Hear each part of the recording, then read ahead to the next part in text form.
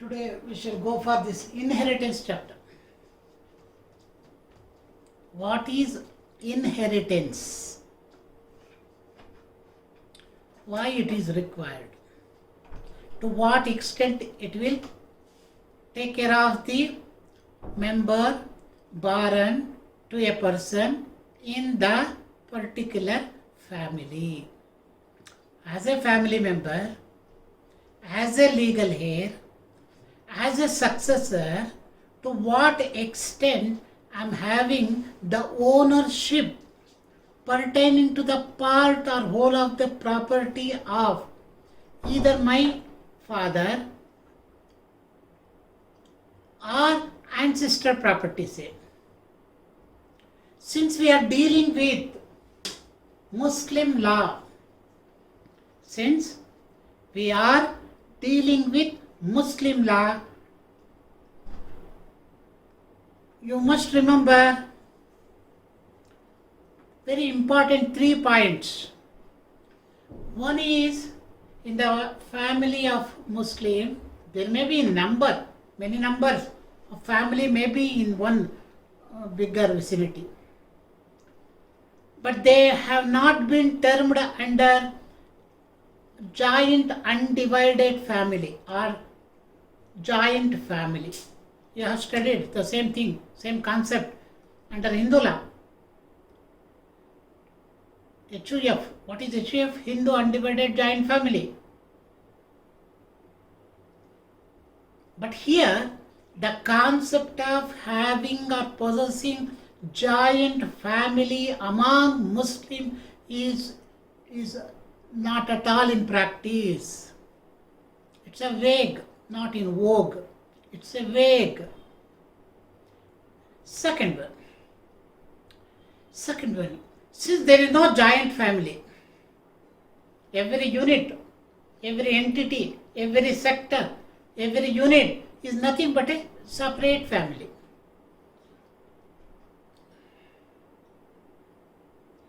Since there is no joint family custom or system in the Muslim law, you cannot think of possessing of ancestral property. That is most important. No ancestral property, no joint family system. So when there is no joint family system and nobody can expect any distant property being a ancient property or heritage property or legacy of the family, this one. So here even there is no rule of primogeniture. You have studied what is primogeniture, where the elderly person will be given a little bit higher or larger share in the property of the ancient property or the family property. But here, since there is no ancient family property, no joint family, so no rule of primogeniture is there. You may expect something. Being a family member, being this one, you can, that spec succession may be there. Under the spec succession, the transfer of property may occur. So, speculating something good under the succession, yes, it is vogue in, valid and vogue in Muslim law.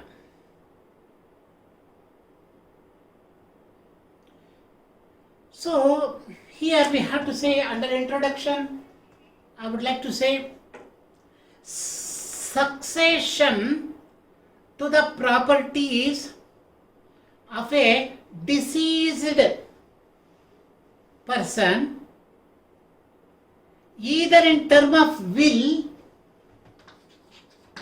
or succession. Will always come through testamentary disposition.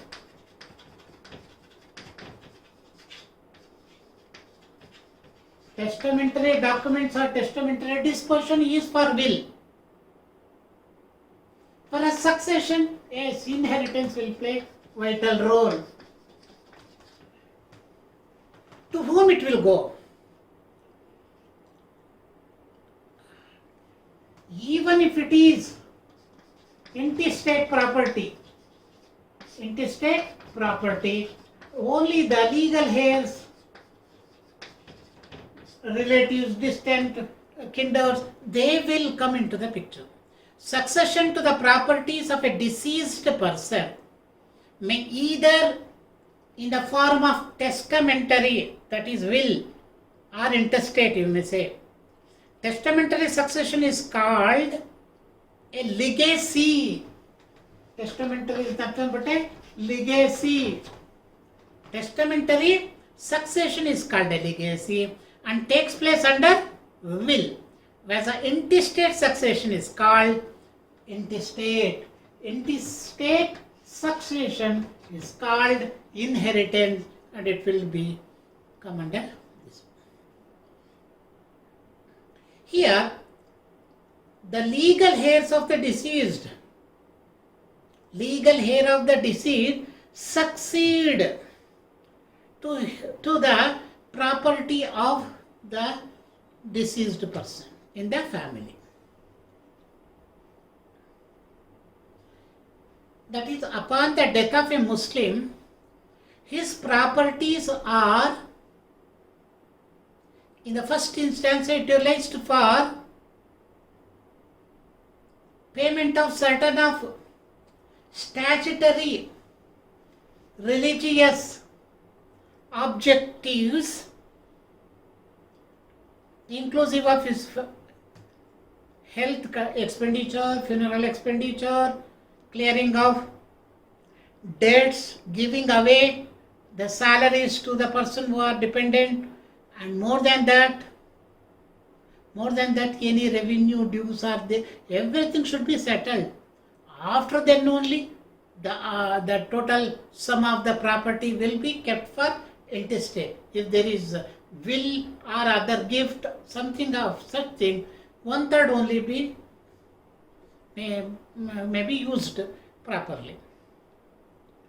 So if any under the law of will, we have studied, first we have to make this religious, statutory and other authoritative payments in respect of the deceased person. And later on he can go for making the will with the remaining property quantum. But in respect of heritable property, what are the heritable properties?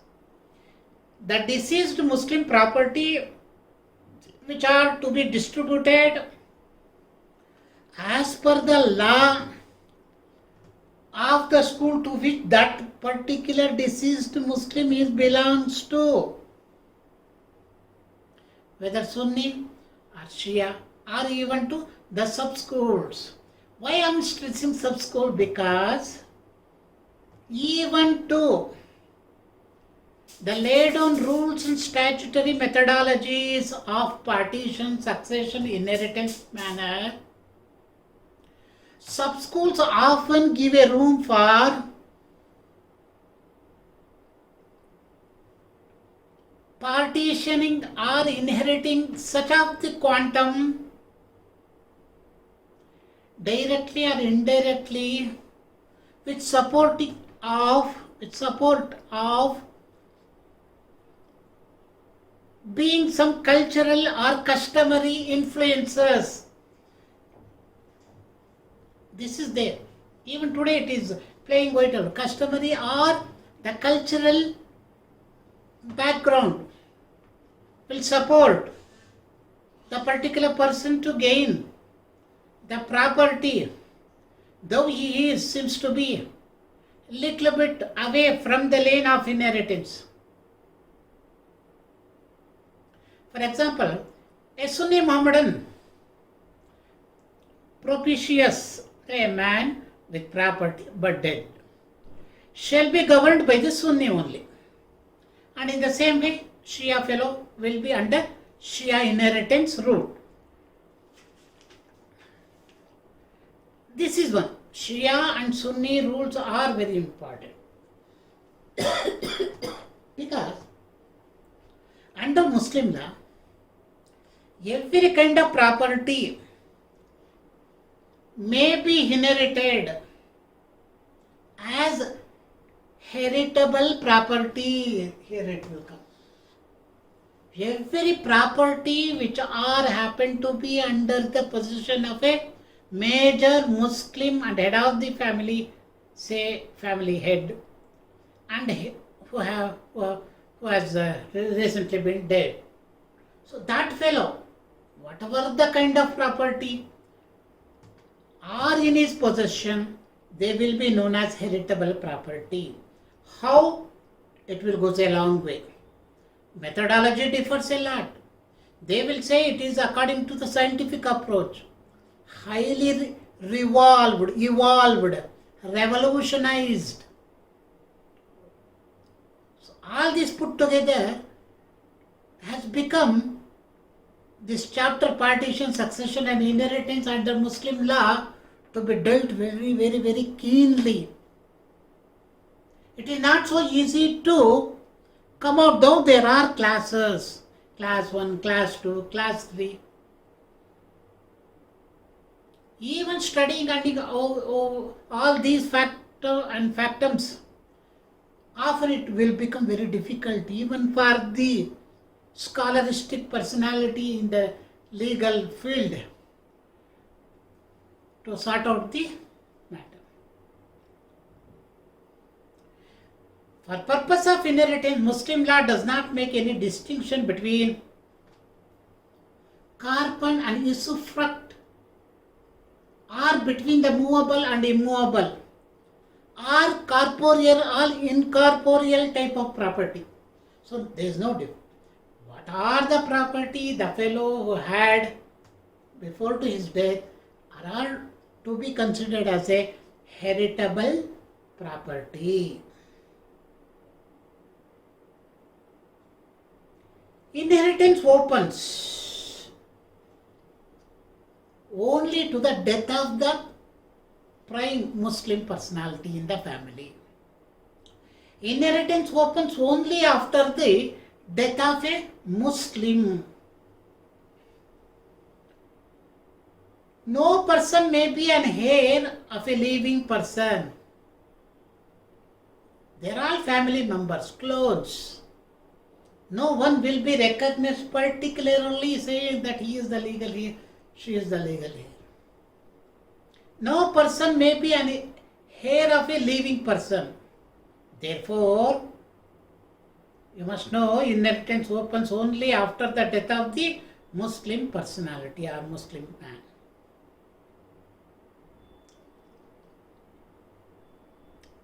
Unless a person dies in the family, his heirs have no interest in his property. Whereas in Hindu law, while dealing with the joint family style of undivided nature, we have stressed mere birth of a person. Mere birth of a person will be enjoyed, overwhelmed, saying that he is the real owner of all the legacy of that ancient property, and the property prevailed presently in that particular family. So everybody is owner. We are all living are the owner. Even there also partition will be open to the death of the Karta. Don't go so deeply with this. Here, with the death of Muslim person, only the inheritance will open. This is the very important thing to be understood.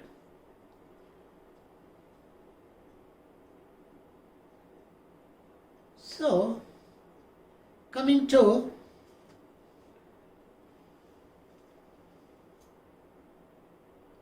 a Muslim has full powers of disposition over all sorts of property which are in his hand, on his hand or in his hand, and even that property which is the subject matter of inheritance should be owned by the propitious at the time of his death. And only those property happened to be in his hand, or he happened to be the ostensible owner to those property to his death, yes, that can be disposed. That is there. That is the very important one that you must go on this one. So,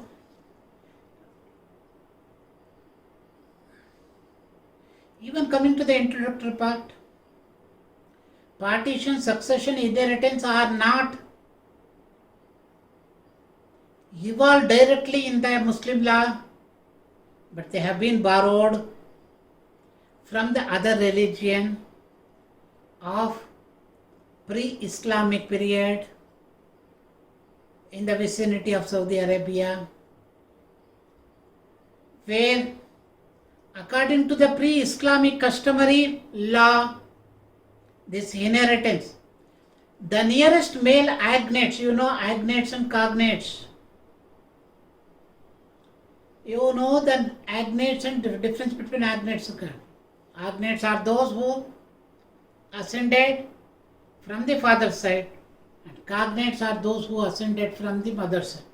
So the nearest male agnates and agnates succeed to the entire estate of the deceased. Very good.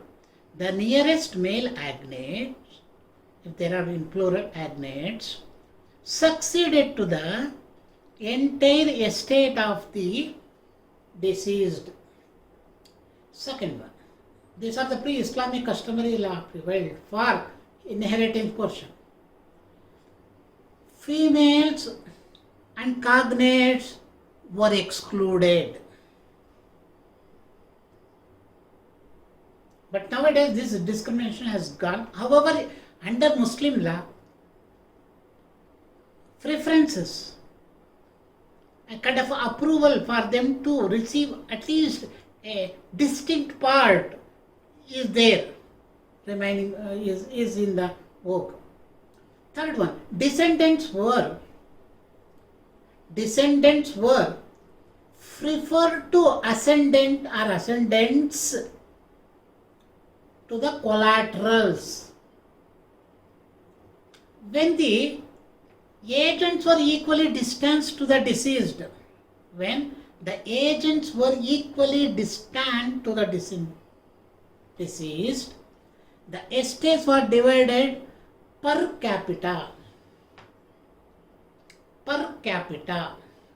This will go in detail, I will tell you later on. Okay, this was happened to be the pre-Islamic customary law. Coming to the present one, under Muslim law, now presently, person newly entitled to inherit under the Islamic law are as follows. One is husband or wife. You must make note of this one. Husband or wife. Second, the females as well as cognates. Females as well as cognates. Third one, parents and ascendants are given a right to inherit even when there are male descendants. Very important. Parents and their ascendants are given a right to inherit even when there are male dependents or descendants. Coming to the fourth point, as a general rule, the share of female, as a general rule, the share of female is one half of the corresponding male relation to the shares. In total, I would like to say, nowhere they have mentioned sooner to the father and mother, the boy or the girl. Why? Because here girls are preferred to the boys. Girls, andre daughters, daughter, or even daughter are preferred to the son in manner. Because here son has been considered as a residue. What is residue? I will tell you later on. This is very important. So, person newly entitled to inherit under Islamic law are as follows. One is the husband or wife. Second, the female as well as cognates. Third one, parents and ascendants are given right to inherit even when there are male descendants. Fourth one, as a general rule, the share of female is one half of the corresponding male relation to the pre-Islamic, okay, present. What about Quran? Even Quran will also gives room for the same manner. Even Quran upholds the present status quo of partition, succession and inheritance.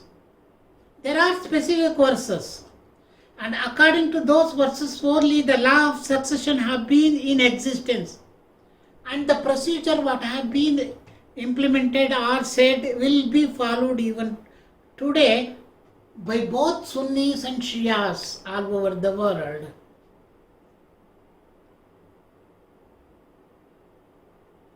So with respect to the heritage property, I have already told, it may be a movable, it may be a immovable, it may be a corporate, it may be a incorporate, it may be a corpus,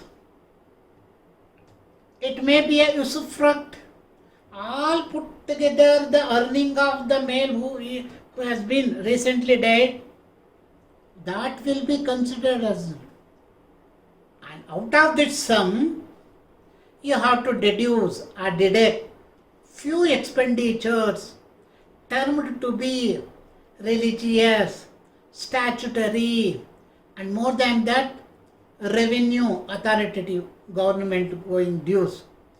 For example, funeral expenses, expenses of detaining, probate and letter of administration from the court, wages for personal service to the deceased within 3 months of his death, it should be cleared off, debts, any debts, legacies, and any revenue tax and other charges he has to pay in respect of property and public utility services. Excluding all this expenditure extracted out of the present property, the balance property which happened to be there, that could be partitioned among the legal heirs.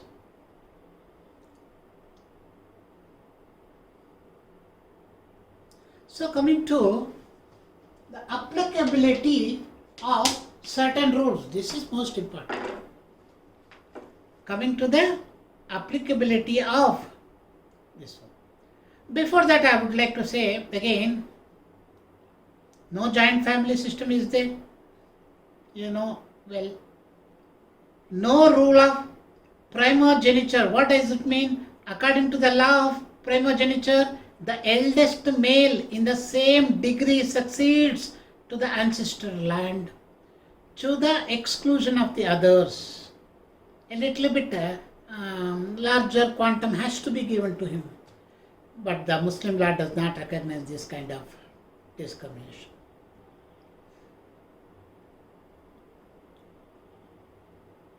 Next, there are cases. One case law is there.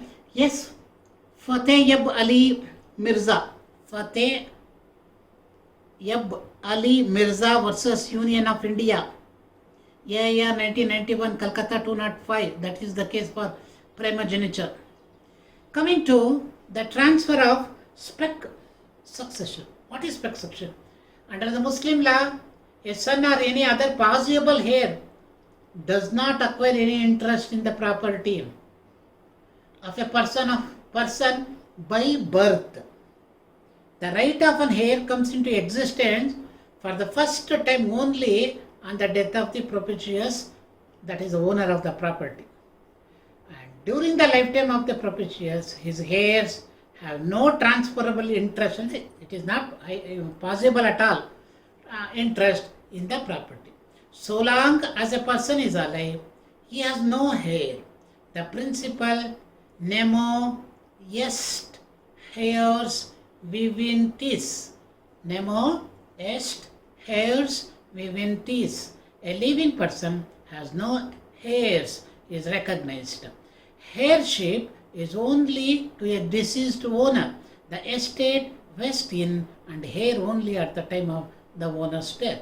So at the time of the death of the propitious, the heir may be in the womb. He may be in the womb. In such a case, if the child is born alive, it can take the property. Even after being born alive, though it may die even a few minutes thereafter, the rest of their case, its share will be set apart and that share will go to its heir. Such an heir becomes a fresh stock of the descent. That is there. For this case, there is one case law is Kannam John versus John Baby, 1827. And another one is Hassan Ali versus Nazo ILR, Allahabad, 456. There are two cases. So, regarding this transfer of spec succession. Okay, it is like that only. Coming to the rules, this is very important in examination. One main question or short notes type of question will be asked because probabilities are very much applicability of certain rules. So what are they? Rule of representation, rule of exclusion, rule of primogeniture, which I have now only given this, rule of vested inheritance, rule of spec succession. So spec succession I have already given you the detail. Coming to the rule of representation. What is this? Per strips and per capita are the two type of distinguished division of the property. Per strips and per capita are the two types of distinct type of partitioning the property. In Hindu law, you might have studied everything in detail. Per capita, per strips. So, the rule of representative. The principle of representation has more than one meaning. It may be applied for the purpose of deciding, number one, what persons are entitled to inherit. Who are all they to be considered. So what persons are entitled to inherit. Second one, the quantum or the share of any given person on the footing that he is entitled to.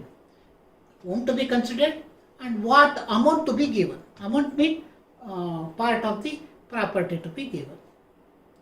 These are the two important commodity, say, or content, which will represent in turn the legal heir under the rule of representation. Per strips, per capita, you know.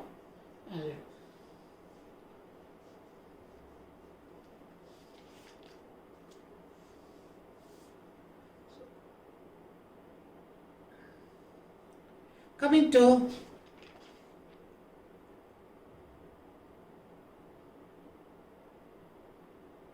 distinguish will be the per strips, per capita, distinguish between the type of property, type of men to be posed, and how much one will require to accept. In that way, it will goes a long way, and even to that, among the school Shias and Sunni, it varies a lot. Coming to the rules of exclusion.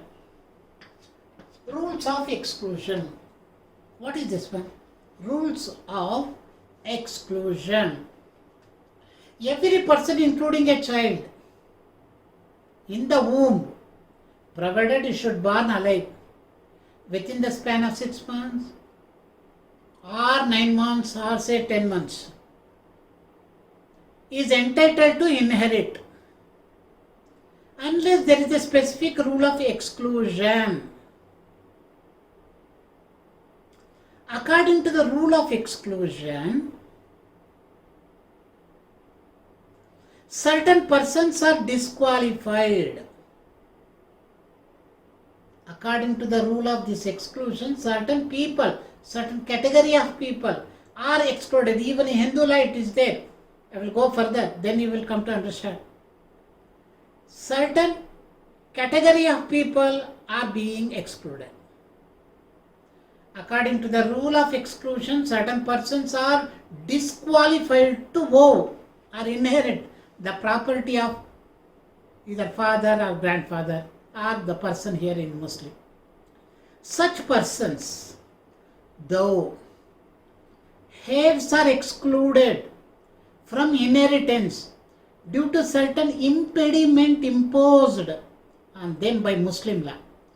These impediment or disabilities are personal and are not known as the grounds for exclusion. Though it is not a ground for exclusion, but it has been considered as one of the very important impediments or disability that could be seen very naked eye, by the naked eye. So those things will come now. Those are all. What are the impediments? One is homicides. 299. Homicide. Second is illegitimacy. How he has born, to whom he has born, in what method he has born, to what extent the society has considered him. What about his legitimacy? Who are all their parents? To what dynasty he belongs? To which reputed family he belongs to? All put together will come under illegitimacy. He may be orphan. He may be a disabled person. Divyang.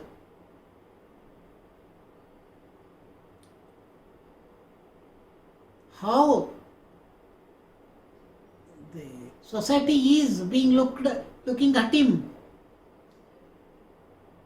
So all put together, the second category of disability comes under illegitimacy. You know the slavery.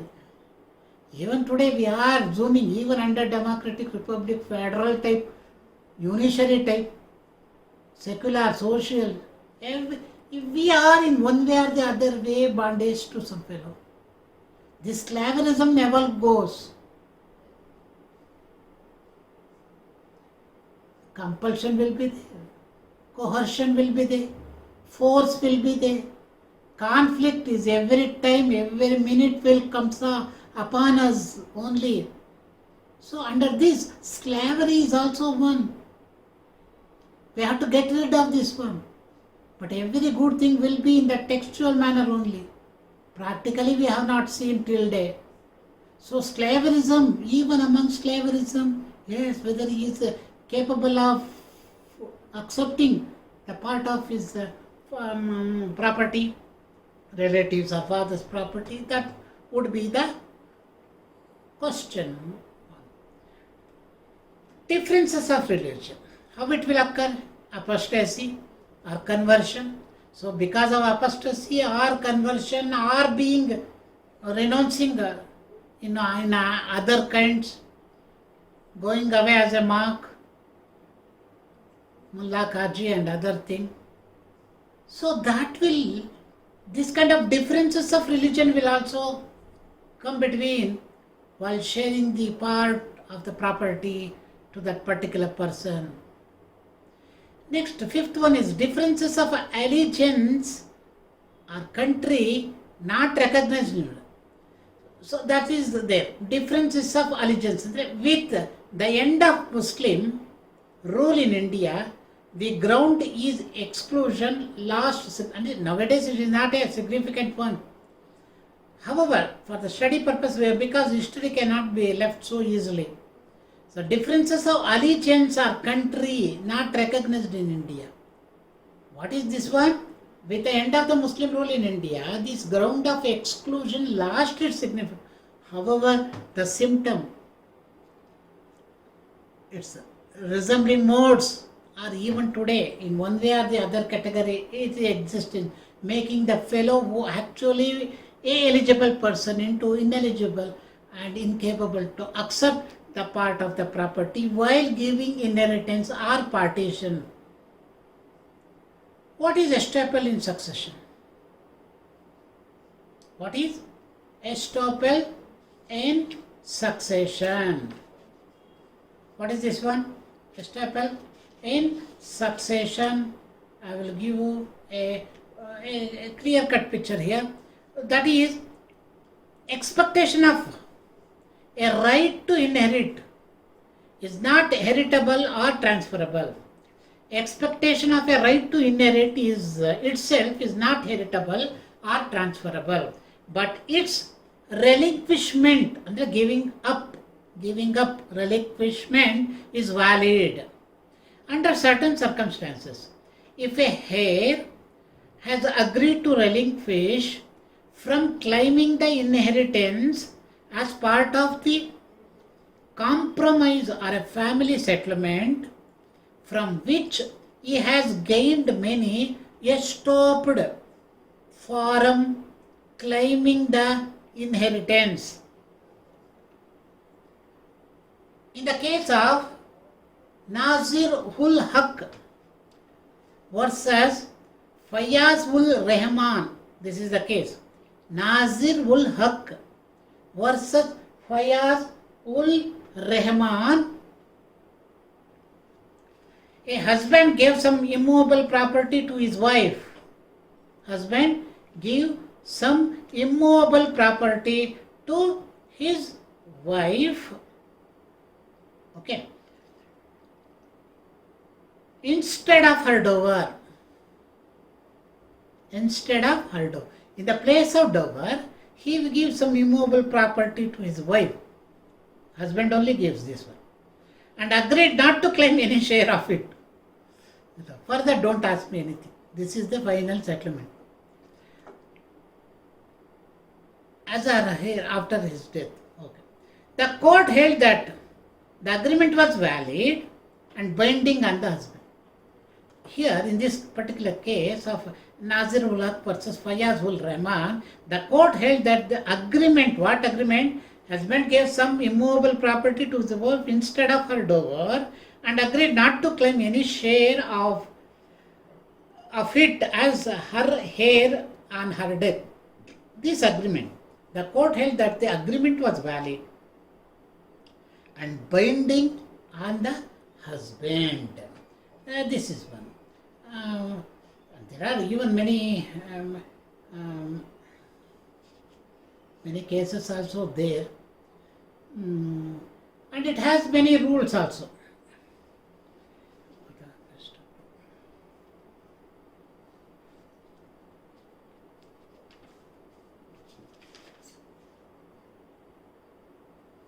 Okay, next, this is the estoppel which we are expected to. Estoppel is usually will be asked in the short note type questions. Coming to no disability for female heirs. No disability for female heirs. What does it mean? No disability for female heirs. In Muslim law, the female inherit absolute property. This line you must underline it. In Muslim law, the females inherit absolute property, but along with the male of the same degree or the lower degree. Right? Daughter will be preferred to the son. Daughter's daughter are referred to the son. Daughter's daughter is more referred to the son. They get a smaller share. But in Hindu law it varies a little bit. Only those personalities are being given prominence. That is, son side will be given prominence. Whereas here in Muslim, only the female inherit absolute property. You make it underline, and then you can think of in your own style. Study that one. Go through many cases. You will understand. Yes, seems to be peculiar. But the call of today's sensitivity, objectivity, everything coincides there only. And owing to this compulsion, pressure, only even government of India had thought of merging even female co-pursener as equal to the male co-pursener. That is there. If you witness any amendment,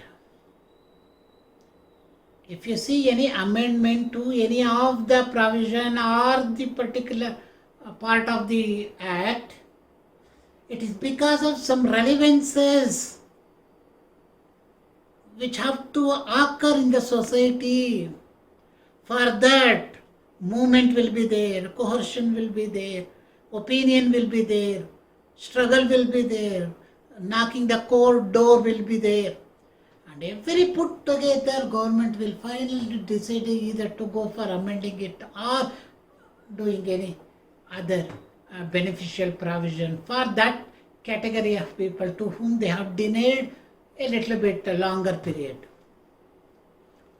But in case of Muslim law, they have already posed their law in totality that females are eligible for absolute hair in comparison to the male. In Hindu law, you see the same thing. Here, ladies were, in Hindu law, ladies were denied. But here in Muslim law, gents are delayed, boys are delayed, sons are delayed. Delay is the total of the inability is there, even inability. For Hindus, okay, that side, ladies side will be hampered. What about this Muslim? In Muslim law, the son side will be hampered. To make it set right, suitable amendment has to be made. Then only the whole society, whole India as one can move. So that is the very important thing we have to go through. Coming to this one, vested inheritance. Coming to the rule of vested inheritance, very important rule of vested interested. What is this one? A vested inheritance is the share which vests in an heir at the moment of the death of the deceased.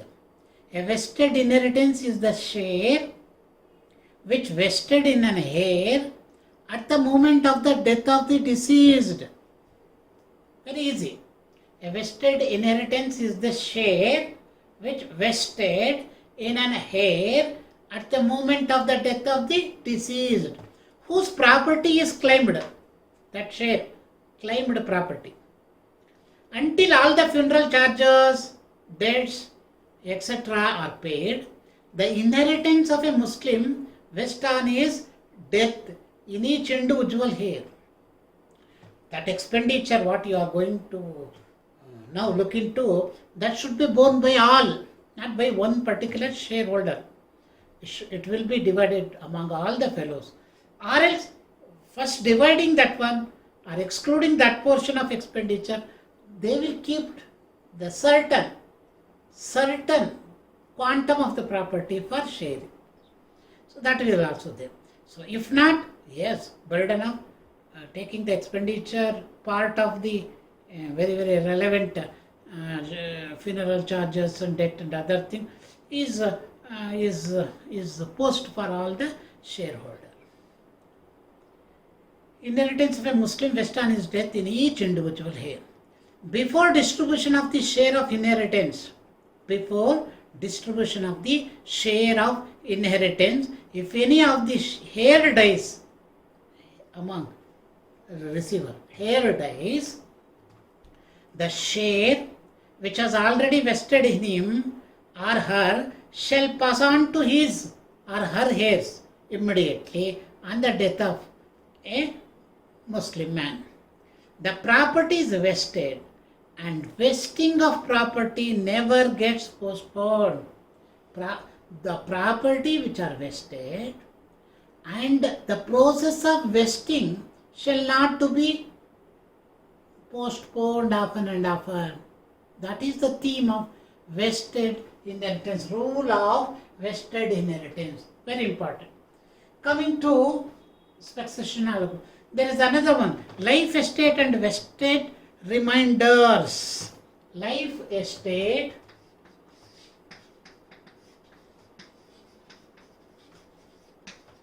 and vested remainders.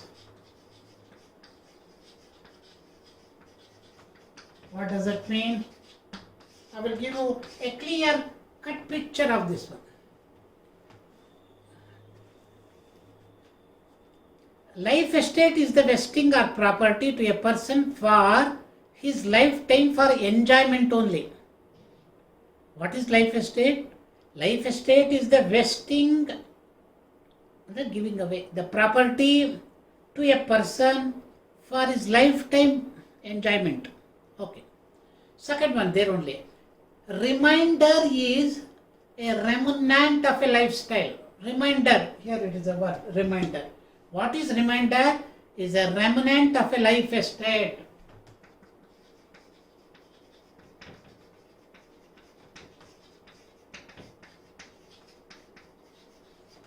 What does it mean? A remainder is nothing.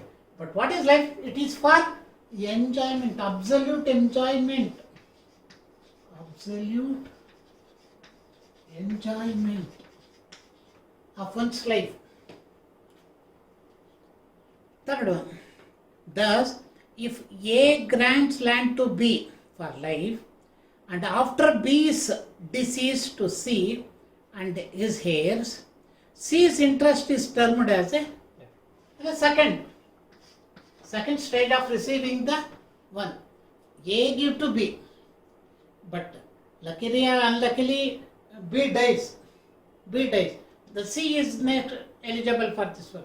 He accept this one. So the C's interest property is termed as a remainder. To give you even brief, Amjad Khan versus Ashraf Khan.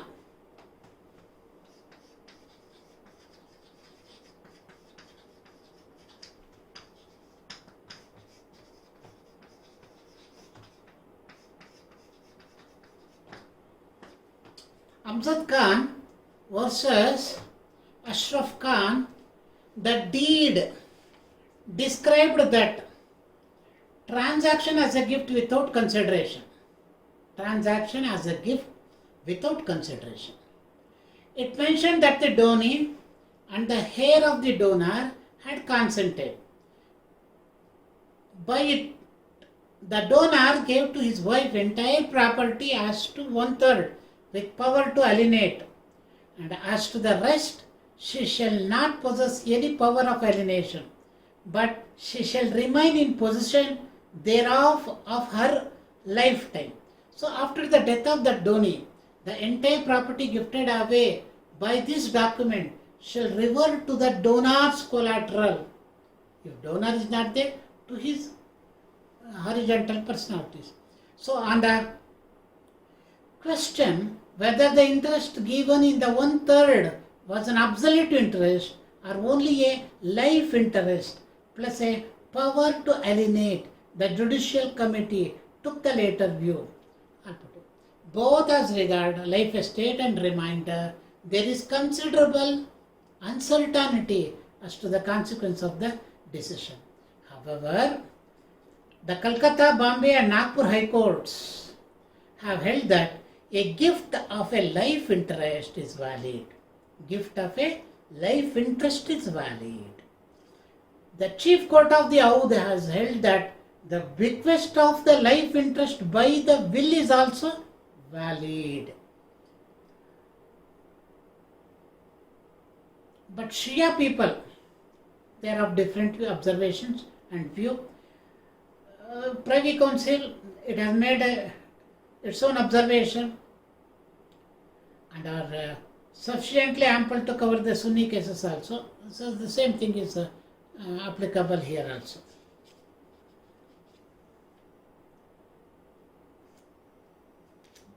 So coming to the very concept of Sunni law. The Sunni law does not recognize the life estate with a vested remainder or with a remainder even.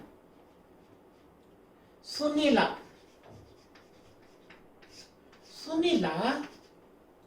will not consider or recognize life estate with a vested remainder or with a remainder even.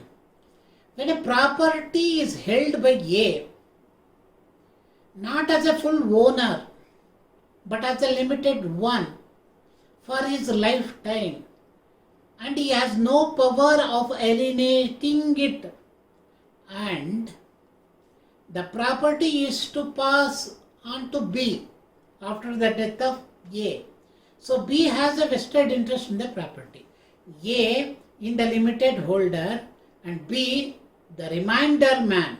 So in this case, should B predeceased A is interest as remainder man having been a vested one will pass to his heir, and when the life estate terminates, they will be entitled to the property. Also B will be able to transfer such a vested interest even when A is alive. But Sunni Muhammadan law does not recognize life estate with a vested remainder. Sunni law does not recognize life estate with a vested remainder, so that if B should survive A, he will become a full owner and his heir would succeed to his property. But should he predecease A, B's heir have no right, as B gets right to property only on the death of the A. So here is two persons, and even the action by this third person is also there. So putting all the three people, and any untoward accident happens, that to be taken into consideration. So considering all probable circumstances, the Sunni Muhammadan law does not recognize life estate with a vested remainder. This is not in Sunni, but Shia people even today they are observing this one.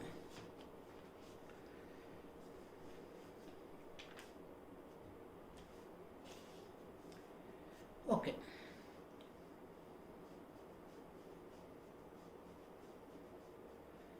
Exclusion from inheritance, rule of exclusion, here only have given you a detail. For all this one, homicide, slavery, differences of religion, differences of allegiances, illegitimacy, and to add this one, I have forgotten, the missing person. This is most important. Missing person, you have to add missing to the exclusion rule. What are the whom it is referring to? The law regarding the missing person is dealt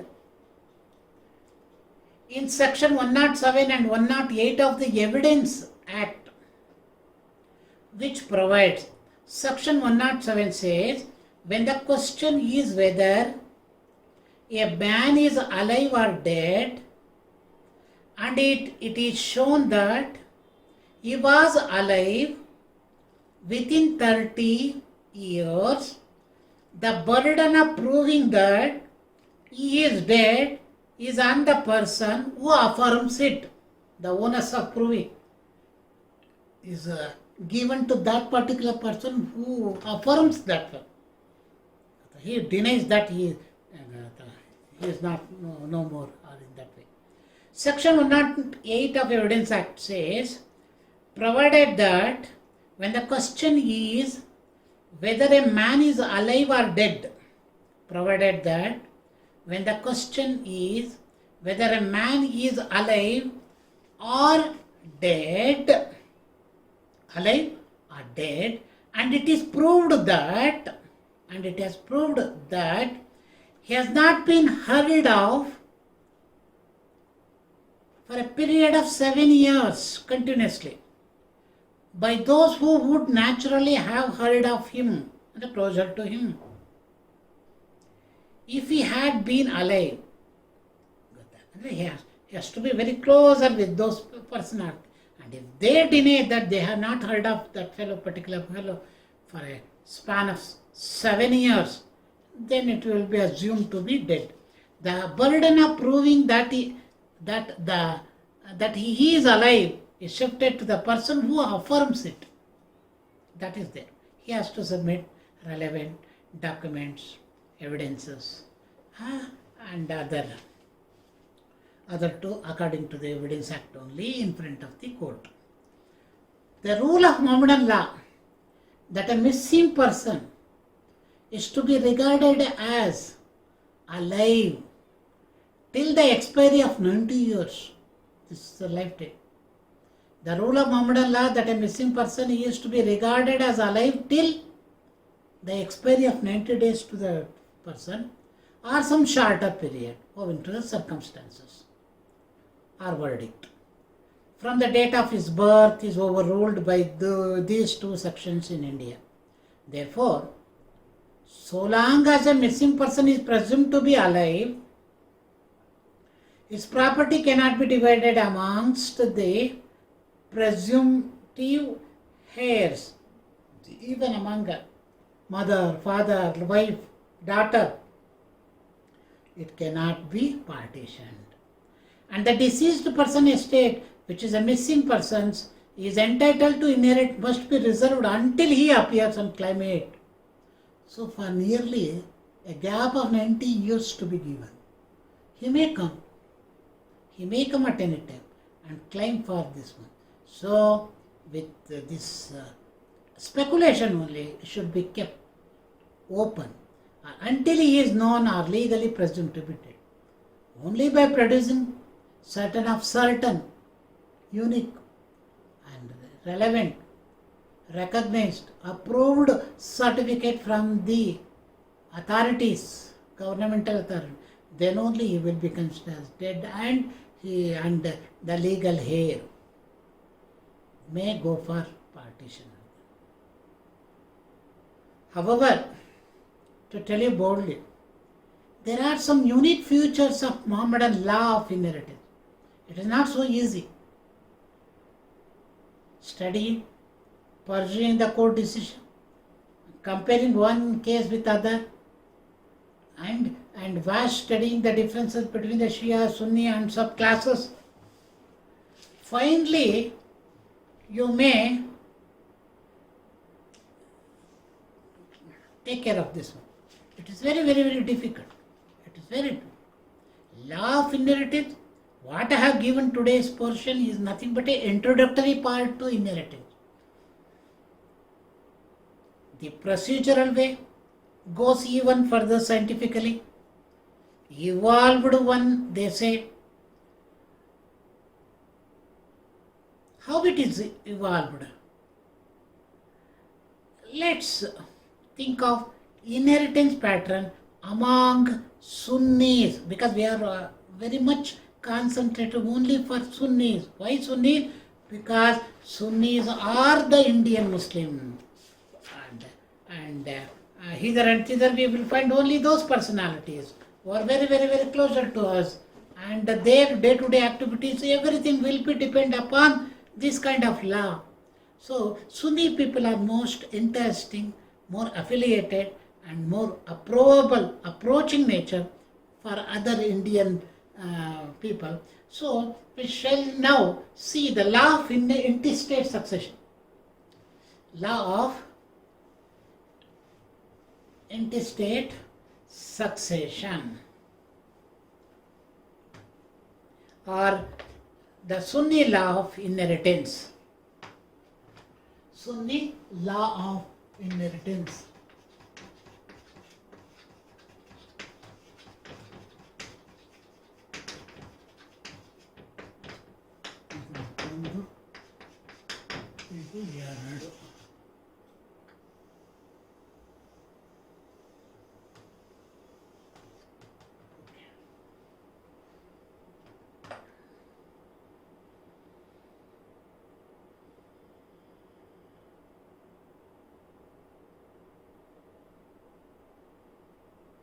Okay.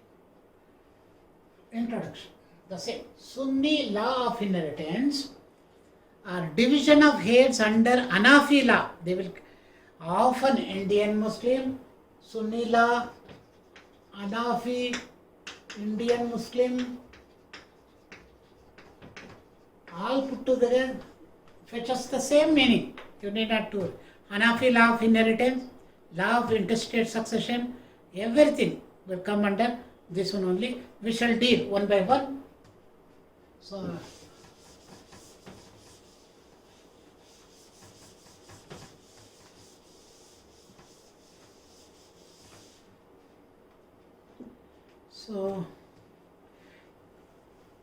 the law of intestate succession or division of heirs under Hanafi law, Sunni law, and their share. I will say this is important chapter for the main question in the forthcoming examination. The legal heir of Sunni Muslim are classified into following categories. The very first line you take it like this. The legal heirs of the Sunni Muslim are classified into following categories. What are they? Sharers,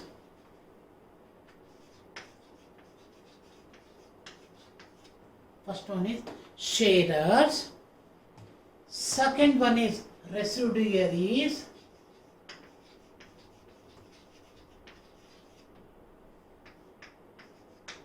modern distant kindred,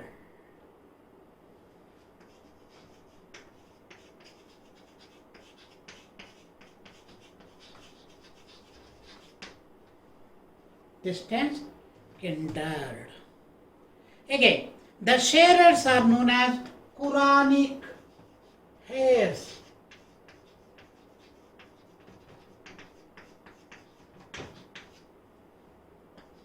Residuaries, second class, are known as agnatic heirs.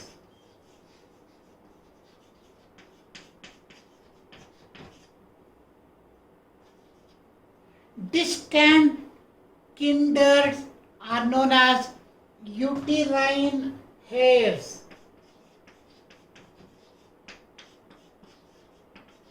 These terminologies put together, it will give the very good explanation that sharers are those who have been referred very directly, solemnly, sacredly, and in Quran. Those who are dealt under Quran are known as sharers. Everything is there. It is words of God only referring the sharers. Coming to the agnatic, father side descendants. Agnatic, those who are having parental strains, genetical pattern in the blood. So these agnatic heirs are nothing but a residuaries. And next, distant kindred, uterine heirs, it will go there, of blood. pure blood, half blood, when they will become, they are the pure blood, these are the half blood. That is. So, coming to the sharer includes, here, sharer includes husband, wife, father, mother, daughter, full brother, full sister, half brother, half sister, true grandfather, true grandmother, and son's daughter. By heart this passage. By heart this passage for sharer. Sharer includes husband, wife, father, mother, daughter, full brother, full sister, half brother, half sister, true grandfather, true grandmother, and son's daughter. All put together, they are the sharer. They are having authentication from the Quran. Some general principle will follow for the succession under the sharer. What are they? I will give you one by one. Any person who claims through another person to the propitious cannot claim when the other person is living. Only by death the inheritance will open. Till the death of the father, son, and everybody, the whom I have noted down, everybody has to be keep quiet, because they are having no power of legal heir itself. So when they have not been termed as a legal heir, what to do with this? So they have to keep.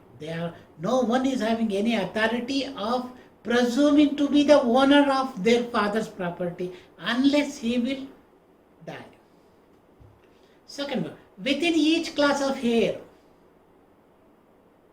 the nearer the degree excludes the remoter. If father is dead, mother is nearer to him, so she owns bigger size of the property. Even father, mother is not there, next comes the daughter.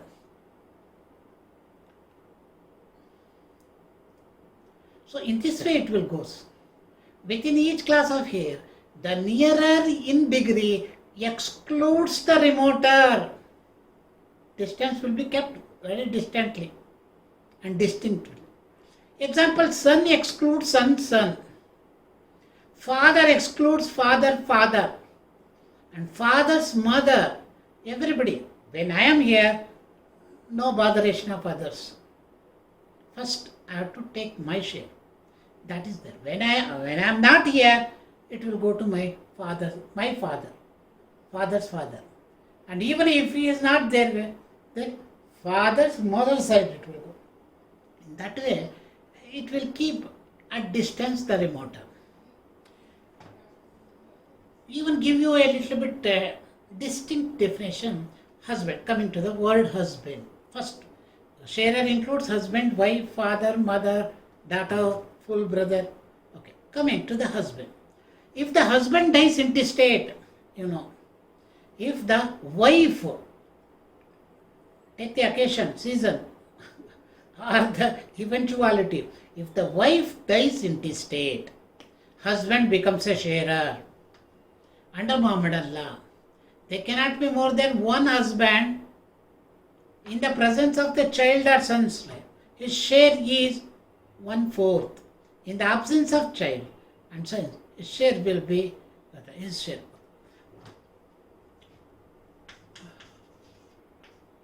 Husband, if wife dies intestate, husband will surely to get off. But in case he is having children, say daughter's daughter, son's son, in this way, so it will be reduced to another half, that is 1/4. It will come to 1/4. If not, he is alone. When he happened to be alone, half of the share will come to him. Okay. That is, I think. Okay. Next, wife. coming to the wife, if the husband dies intestate, you have to study this partition methodology, inheritance methodology, referring to the sharer only. First you have wife. Wife dies, husband will get usually half. If he is having some issues, son, daughter, etc., then it will go to 1/4. Okay. Reversing this one. If the husband dies intestate, wife becomes sharer. If there are more than one wives, for that lady only one husband will be considered. For if husband dies, if there are many wives, then that is most important. If there is circumstances to be considered. If husband dies intestate, the wife becomes sharer. If there are more than one wife, then the allotted share is divided equally among the widows. It will be divided. In the presence of child, her son's child, her share is 1/8. Okay. If there are 1, 2, 3, 4 wives are there, this husband. So, yes, you will give 1/4. Whereas these two are in turn having children. So then 1/8 part will go to them. Having children will decrease the quantum of expected share property. Father. In the presence of child or son's brothers, child will be there because or else he will be not known as father. So in the presence of child or son's child, her share is 1/6. In the absence of child or son, he becomes residuary.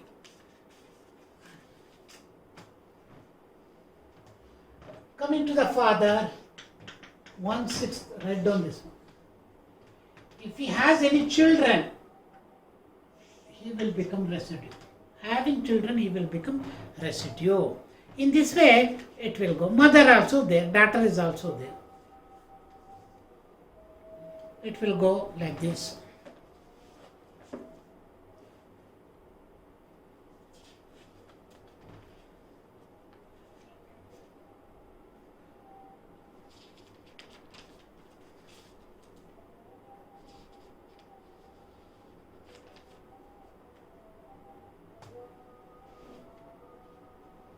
So class 1.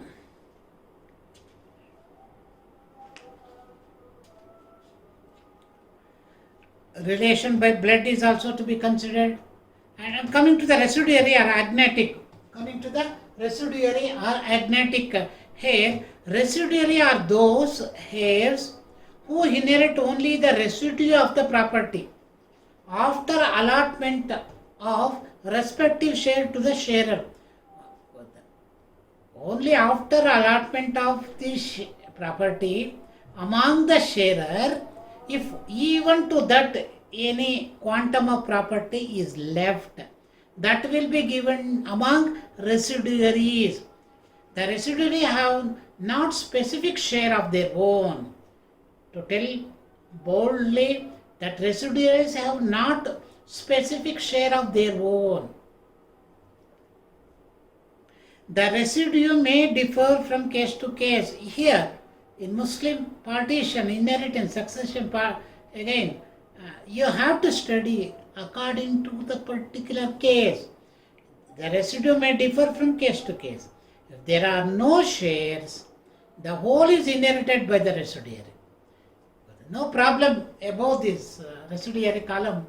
Sharer, among sharer, there is no sharer to accept this one, then residuary will enjoy by accepting the huge quantum of the property probably available to him. Residuary heirs are also termed as agnatic heirs because they inherit through the male relations. Even residuary's father will come, son will come, sons will come. So in that way, agnatic heirs will be to inherit through the male relations. What about the third one? Distant kindred are uterine heirs. All those persons who are related to the propitious, the fellow who is having property and dead very recently, through blood, propitiate through blood, but could not be included as heirs. They are not being included as heirs. They are known as kindred. In the class of sharer or residuary are called distant kindred. If a propitious has neither shares nor the residuaries are inherited by his distant kindred. So only in the absence of the sharer and residuaries, the property part will go to the uterine heirs.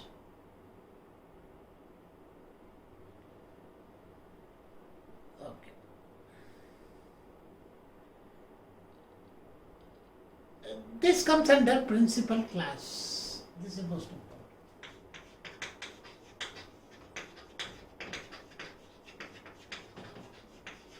Under principal class, we are having sharer, residuary, business. Subsidiary class is there. What do you mean by this one? Subsidiary class.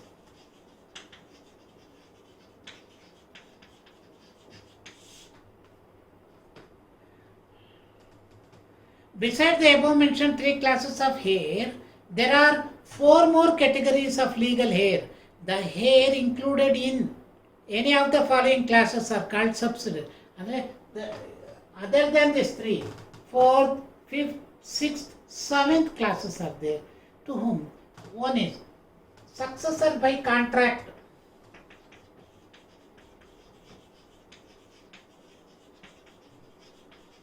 Some contract, agreement, statement.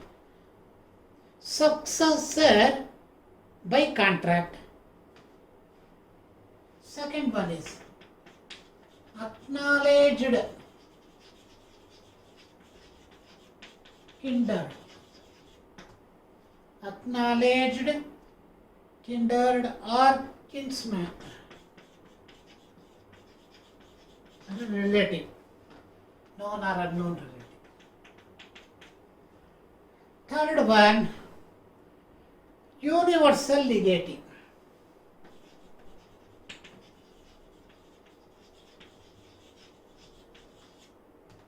Fourth one, state.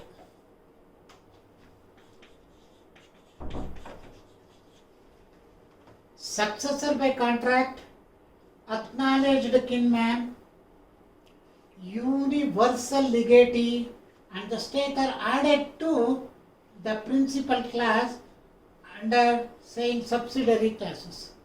After, there is no distant kindred. After, first there should not be any sharer, there should not be any residuary, there must not be any distant kindred. Then only the successor by contract will come into the picture, or acknowledged kinsman will come into the picture in the absence of successor. In this way, finally it will reach this state. Or you say Waqf board or NGO, you know. Why I am saying this too? Because Muslim property shall not be divided to any other personality who is nothing but a Muslim. He must be a Muslim, then only the Muslims fellow's property will go to him. And politically they will play a wider game. And according to that, the state, Waqf board or NGO of Muslim, they will summon and they will take it, the share if it is not belongs to anyone. So in the same way, Shia people are also having the same, everything will be there. If not, before 2, this is the one I want to say. Before going to the state,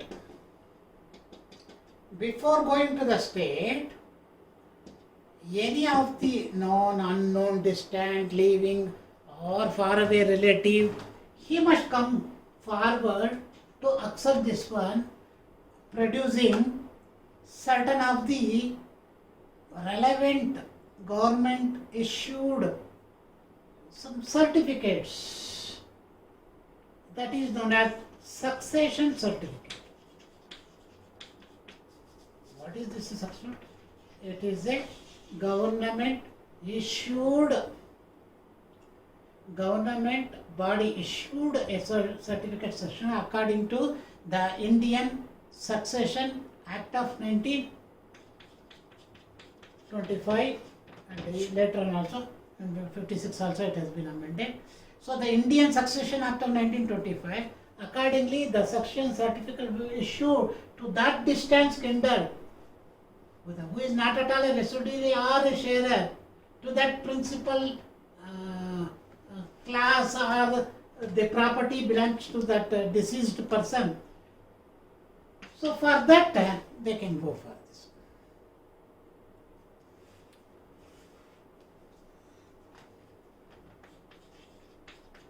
Indian Succession Certificate, according to Indian Succession Act of 1865, later it was amended in 1925, and also in somewhere in 56 also it is there.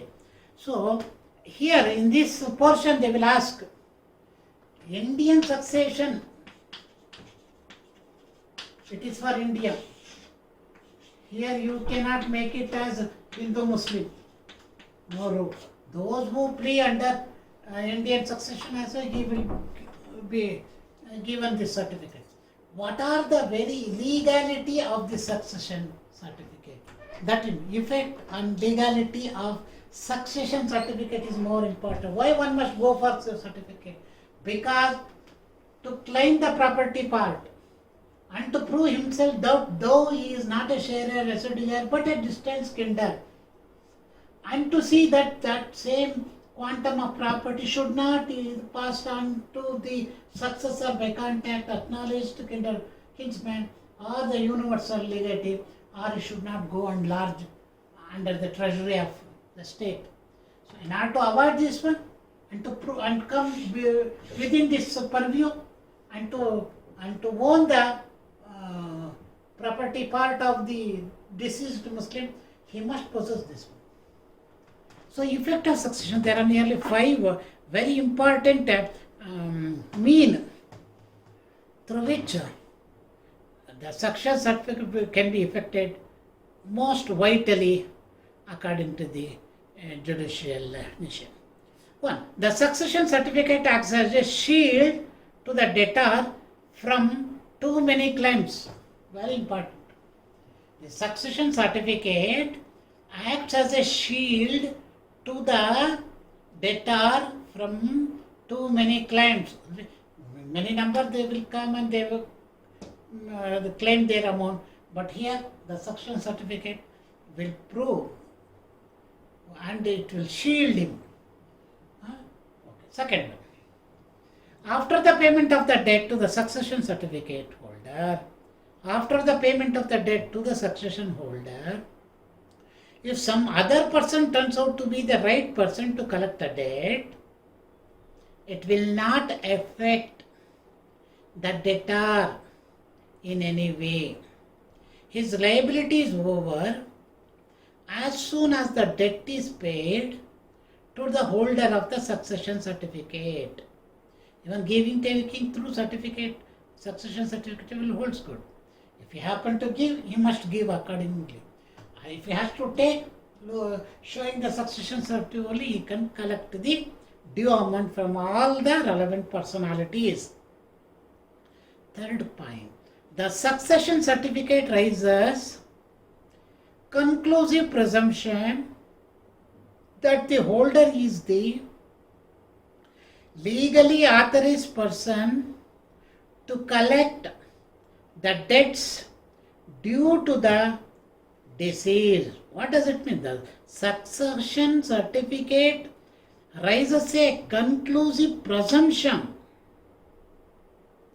that the holder, present holder of the certificate, is the legally authorized person to collect the debts due to the deceased. Fourth point, if the debtor refuses to pay, if the debtor refuses to pay the debt to the holder of the succession certificate, if the debtor refuses to pay the debt to the holder of succession certificate, then he is liable to pay the debts with interest. Court will not leave. Court will make him to pay demurrage also. That is the interest amount. Over and above the corpus he has to pay. The fifth point, the succession certificate is not a proof for the existence of debt or for the receipt of. He himself cannot voluntarily go to known unknown personalities and show that I am the holder of succession. You must give some amount perhaps due to him. In that way he cannot go and claim. The succession certificate is not a proof for the existence of debt or for receipt of money legally or unlawfully. One should not do this. So, however, the succession certificate is such a vital legal instrument which will be given under the Indian Succession Act 1925, and it is good for governing the thing.